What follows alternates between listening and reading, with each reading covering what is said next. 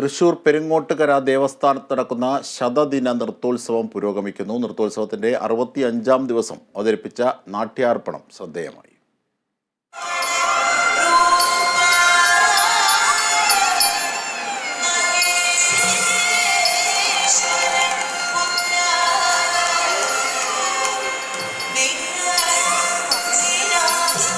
ദക്ഷിണമൂർത്തി നൃത്തമണ്ഡപത്തിൽ മുംബൈയിൽ നിന്നെത്തിയ ഗുരു ശ്യാമൽ പവാറിന്റെ നേതൃത്വത്തിൽ അരങ്ങേറിയ നാട്യക്കച്ചേരി ശ്രദ്ധേയമായി.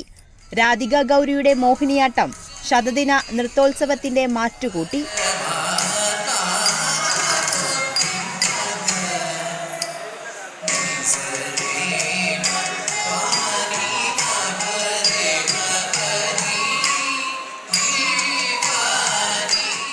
ശ്രീലക്ഷ്മി, അർച്ചന, ഭദ്ര സുരേഷ്, ഇടുക്കിയിൽ നിന്നെത്തിയ ജിഷ്ണയും സംഘവും അവതരിപ്പിച്ച ഭരതനാട്യവും കണ്ണിനിമ്പമായി. ശതദിന നൃത്തോത്സവത്തിൽ മുംബൈ ശ്യാമൽ പവാർ സംഘം അവതരിപ്പിച്ച നാട്യാർപ്പണം ശ്രദ്ധേയമായി.